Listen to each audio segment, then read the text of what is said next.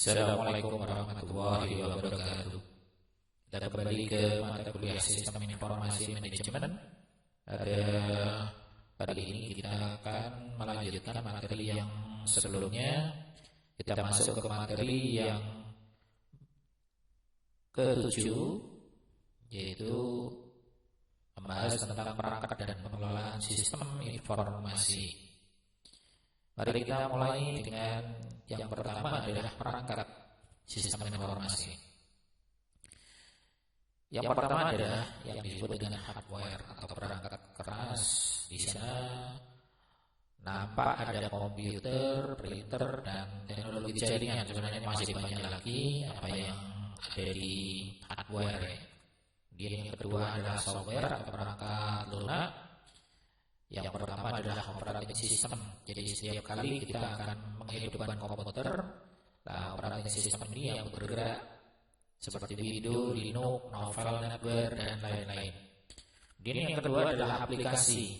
Aplikasi yang dipasang atau diinstal di komputer adalah aplikasi yang diperlukan oleh pengguna. Di antaranya ada MS Office, Photoshop, Corel Draw, sesuai dengan spesifikasi masing-masing, dan lain-lain masih banyak ya.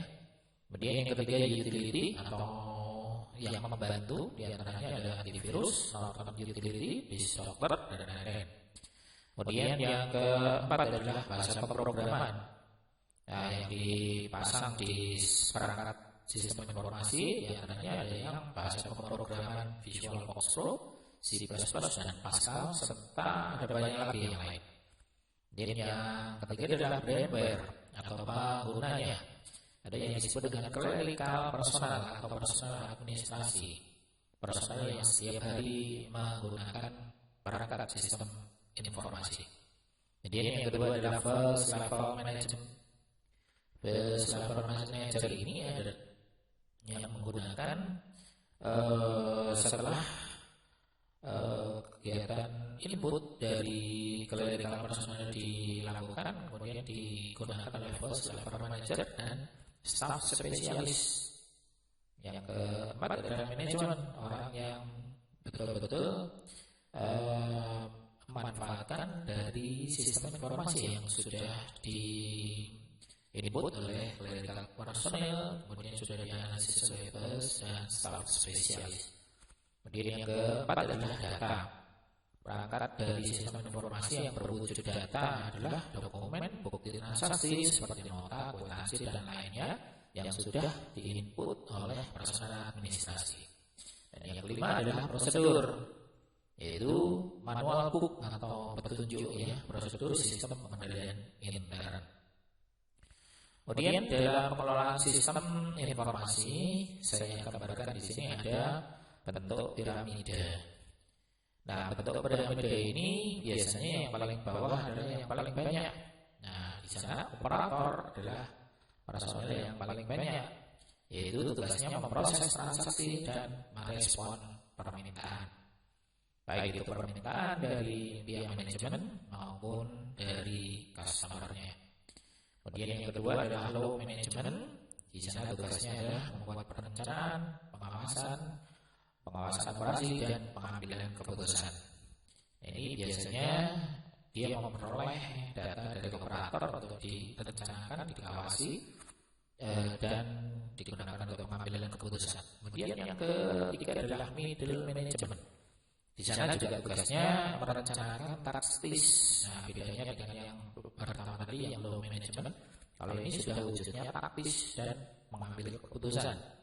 Dan yang terakhir adalah top management. Dia tugasnya adalah merencanakan strategis. Ya, biasanya perencanaan strategis akan melihat jangka panjang, 5 tahun ke depan, 10 tahun ke depan, atau 20 tahun ke depan. Sehingga dia akan menggunakan data-data yang sudah input oleh operator, low management dan middle management, sehingga dia akan membuat kebijakan dan pengambilan keputusan. Itu pengelola sistem informasi. Ada istilah yang disebut dengan human error. Nah, apa toh?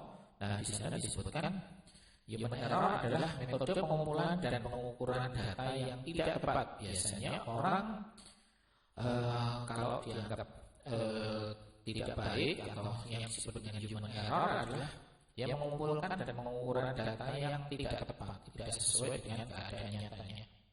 Kemudian yang kedua, operator sistem tidak mengikuti prosedur dalam pengolahan data yang benar.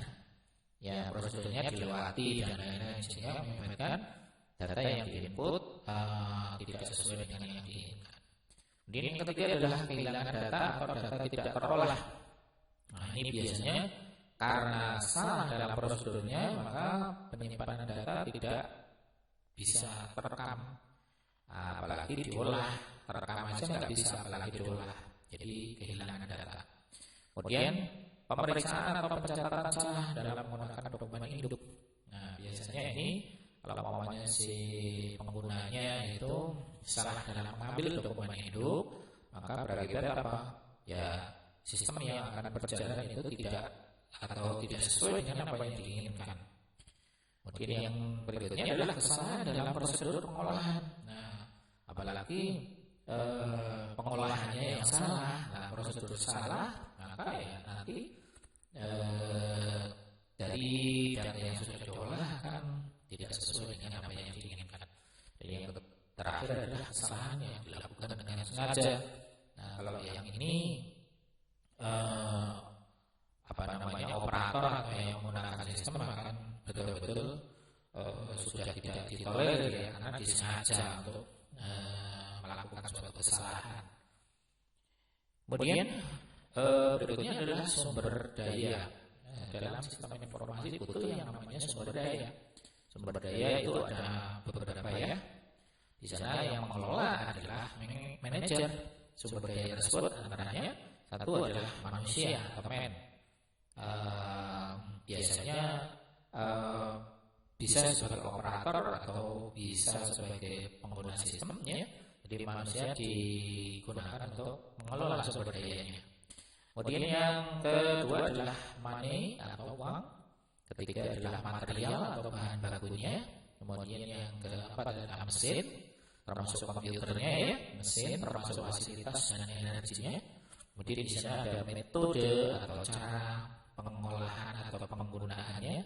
Dan yang terakhir adalah informasi yang tadi berbentuk data ya. Nah, informasi ini penting, sebab apa yang akan diolah adalah datanya ya. Kemudian pandangan sistem. Kenapa kok perlu adanya sistem? Nah, di sini yang pertama adalah untuk mencegah manajer tersesat dalam kompleksitas struktur organisasi dan rincian pekerjaan. Nah, nggak enak loh kalau tersesat itu bisa saja muter-muter aja nggak keluar-keluar seperti ini. Manajer tersesat dalam kompleksitas struktur organisasi. Dia hanya memerintahkan anak buahnya untuk begini. Sementara ada tujuan yang lebih penting, yaitu masa depannya bagaimana, terus kemajuan perusahaan bagaimana. Nah, ini tersesat dengan hanya mengelola itu saja, sehingga rencana-rencana yang akan datang malah tidak atau diabaikan. Kemudian yang kedua adalah menyadari perlunya memiliki tujuan yang baik. Dalam sebuah sistem informasi pasti akan mencapai atau akan menuju ke tujuan yang baik. Nah, ini dalam penggunaan sistem mesti akan ditunjukkan di mana yang baik atau yang tujuannya memang baik dalam suatu perusahaan. Kemudian ketiga adalah menekankan pentingnya kerjasama semua bagian dalam organisasi. Perlu kita ketahui bahwa sistem itu kan terdiri dari beberapa elemen. Ya. Nah, ini masing-masing harus mempunyai atau terintegrasi istilahnya adalah. Nah, ini kerjasama. Seandainya dari elemen yang satu dan yang elemen yang lain tidak bekerjasama, pastinya sistem itu akan tidak berjalan dengan sebaik-baiknya. Kemudian yang keempat adalah mengakui keterkaitan organisasi dengan lingkungannya, baik itu lingkungan eksternal maupun internal. Jadi keterkaitan organisasi, yang namanya integrasi itu yang saya sebutkan bahwa keterkaitan antara subbagian ini dengan bagian ini di suatu organisasi. Jadi yang kelima, memberikan penilaian tinggi pada informasi umpan balik yang hanya dapat dicapai dengan cara sistem lingkaran tertutup. Nah, hal ini dalam sebuah sistem pasti tidak sempurna. Saat pertama kali dibuat tidak akan sempurna. Kemudian apa? Diperlukan informasi umpan balik, baik itu berupa informasi yang berhubungan dengan sistemnya itu berjalan dengan kurang baik atau operatornya yang kurang baik, bagaimana itu, maka informasi umpan balik ini diperlukan untuk apa? Menyempurnakan dari sistem. Semakin lama banyak informasi umpan balik yang semakin baik, semakin banyak, maka sistem akan semakin sempurna. Ya, akan banyak contoh yang ini di keadaan nyatanya memang semua sistem itu tidak sempurna pada saat pembuatan pertama. Kemudian kita lihat tentang dimensi kualitas jasa. Ya, pada saat kita membuat sebuah sistem informasi yang berupa jasa, ya, kualitasnya perlu dijaga.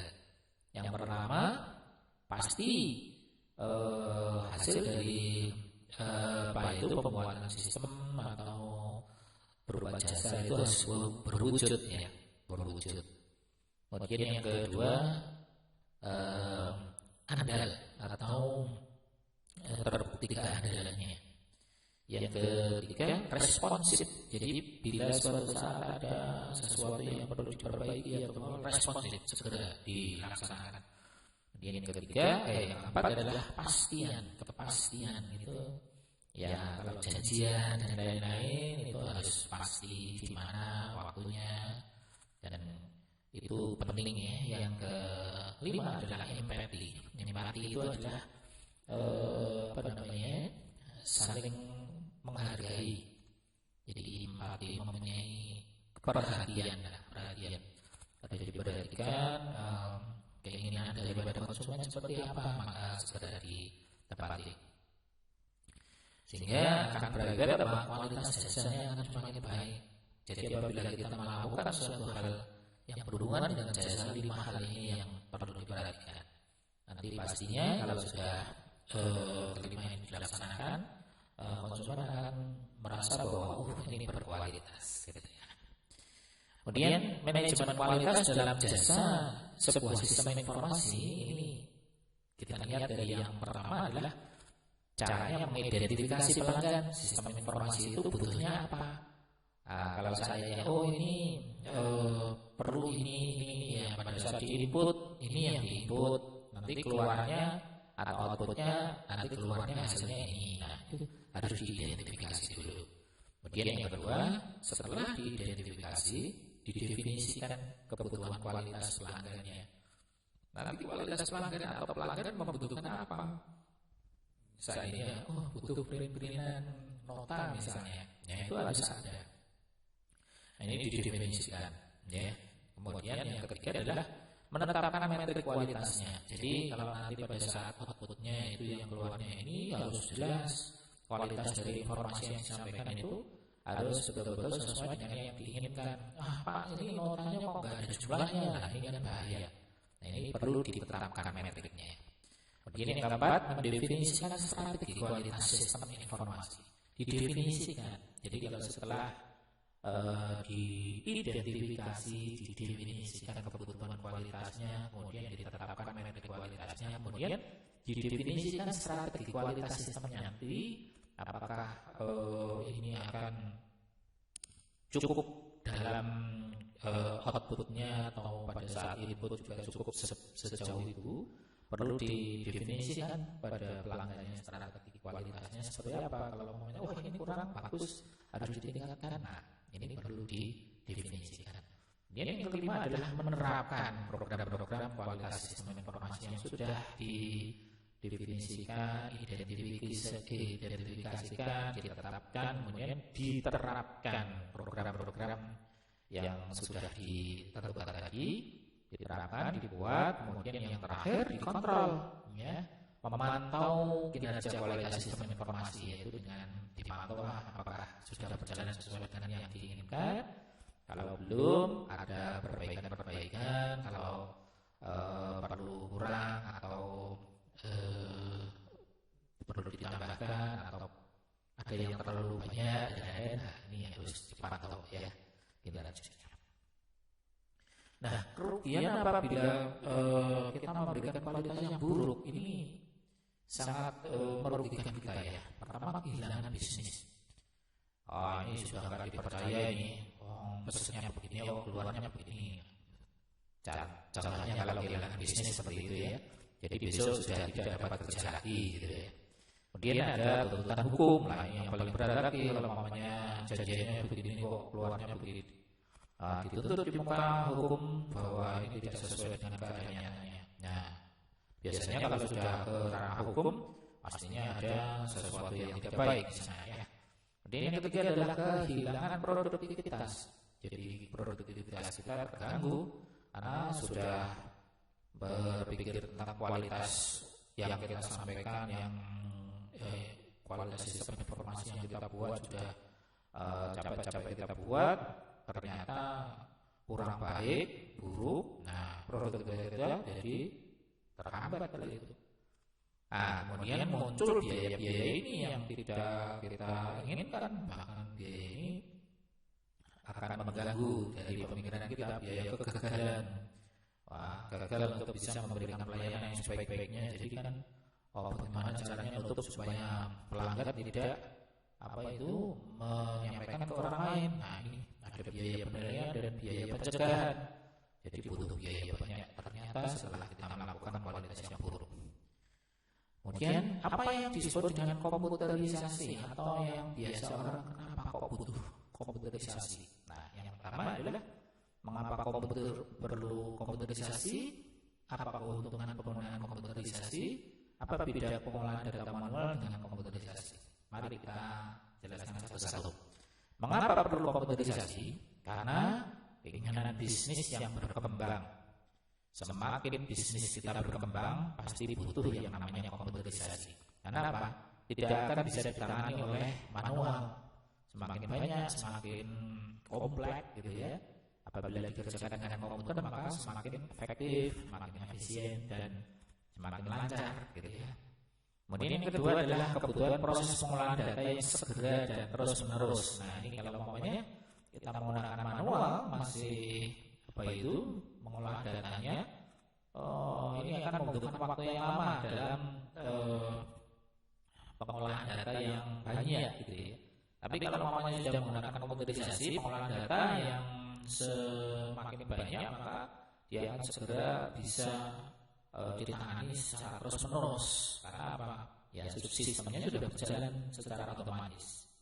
Kemudian yang ketiga adalah mempercepat pekerjaan pengetikan dokumen. Ini jelas ya, kalau kita mengetik masih menggunakan pengetik manual, ada salah satu kata yang salah gitu, ngetik nanti satu lembar gitu ya. Tapi kalau di komputer kan bisa diedit dulu baru di print gitu ya. Keunggulannya itu. Kemudian yang keempat adalah membuat laporan sesegera mungkin. Nah, otomatis ini dalam sebuah sistem yang menggunakan komputer akan secara otomatis merekam semua data atau semua input yang sudah dimasukkan oleh operator. Dia akan dianalisis secara otomatis dan akan keluar laporan yang pada saat itu bisa langsung kelihatan. Kemudian yang kelima adalah penyimpanan data yang lebih efektif dan efisien. Ya, kalau seandainya kita menggunakan cara manual, kita kan masih menyimpan menggunakan kertas-kertas gitu. Jadi menumpuk banyak, tidak efektif, apalagi efisien. Kalau mau mencari susah lagi. Nah, kalau menggunakan komputer kan sudah bisa dideteksi lebih cepat. Penyimpanannya juga di folder tersendiri gitu ya. Data disimpan secara digital, ya tersimpan dalam hard disk atau tersimpan dalam bentuk digital sehingga dapat digunakan untuk membuat laporan yang lain. Tidak hanya orang tertentu yang bisa membuat laporan atau menggunakan datanya tersebut, bisa digunakan oleh subbab atau di bagian yang lain untuk menggunakan data digunakan untuk membuat laporan yang lain. Dan yang terakhir adalah data dapat dikelompokkan, diurutkan, disummarize ya. Bisa dikelompok-kelompokkan. Saya ingin yang data tertentu saja, maka sudah gampang dikelompok-kelompokkan, diurutkan, apalagi urut abjad atau urut tanggal gitu ya, bisa lebih cepat untuk menemukan data. Apa keuntungan penggunaan komputer? Yang pertama, cepat, tepat, dan akurat. Jelas ya. Cepat itu kalau umpamanya kita mau mencari data misalnya yang sudah tersimpan dalam komputer lebih cepat. Pakai short gitu juga cepat. Tepat artinya mengurangi kesalahan. Akurat juga ya. Kemudian mudah dipertanggungjawabkan. Sebab apa? File yang sudah tersimpan itu akan terdeteksi kapan file itu direkam, jam berapa, operatornya siapa, bisa mudah diketahui. Kemudian yang ketiga adalah prosesnya tidak lelah. Kalau komputer menyimpan terus membuka lagi itu tidak lelah. Kalau manusia misalnya mau membuka lagi harus cari arsip, harus ya macam-macam ya, jadi tidak efektif dan kemungkinan ada kelelahan ya. Jadi yang efektif dan efisien, menghemat biaya dan tenaga gitu ya. Kemudian menyimpan data lebih besar, yaitu yang saya sampaikan tadi. Kalau disimpan dengan manual bisa saja bertumpuk-tumpuk, bisa saja satu ruangan sebagai gudang arsip gitu ya. Tapi kalau digunakan komputer maka hanya berupa file yang tersimpan dengan sebuah hard disk itu sudah cukup. Kemudian data mudah disimpan dan diakses, ya disimpan dan diakses oleh banyak orang, bisa dengan mudah, tidak perlu harus mencari-cari yang apa itu secara manual gitu. Dan yang terakhir adalah terprogram. Biasanya kalau namanya diperintahkan untuk disimpan dalam folder tertentu dan itu terprogram, maka secara otomatis dia akan langsung menyimpan ke situ terus. Ya inilah keuntungan dari penggunaan komputer. Kalau nanti suatu saat ada pertanyaan apa keuntungan penggunaan komputer, nah ada 7 poin ini yang perlu penjenengan jawab. Kemudian apa toh pengolahan data manual? Nah ini tadi kan sudah menggunakan komputer, sekarang manual. Pekerjaannya manual mudah terjadi kesalahan atau yang biasa disebut dengan human error yang tadi sudah sampaikan ya, tidak efektif dan kurang efisien. Kemudian membutuhkan dokumen arsip yang banyak sehingga sulit dalam penyimpanan data, yaitu yang saya sampaikan bertumpuk-tumpuk kertas gitu ya. Proses data tidak maksimal karena pekerjaannya sering lupa dan mudah lelah. Ya, itu manusiawi. Jadi lupa dan mudah lelah. Kalau di dalam penggunaan komputer sudah terprogram dan tidak lelah ya. Penggunaannya sesuai dengan kebutuhan daripada si pemakai. Jadi bisa kapan saja diakses. Kemudian yang terakhir adalah kesalahan perhitungan manusia. Kalau mau ngetik angka 20.000 misalnya, nolnya hilang 1 jadi 2.000 lah. Kalau menggunakan komputer kan misalnya salah pun masih ada beberapa informasi mengenai kesalahannya. Oh ternyata bisa dicek gitu ya. Ya, saya kira itu dulu materi kali ini, mata kuliah sistem informasi manajemen. Moga-moga apa yang saya sampaikan bisa dipahami, bisa dimengerti, dan bisa dijadikan tambahan ilmu pengetahuan bagi penjenengan semuanya. Moga-moga penjenengan semuanya dalam keadaan sehat, diberi perlindungan ya. Saya kira itu dulu. Terima kasih. Saya Ari. Assalamualaikum warahmatullahi wabarakatuh.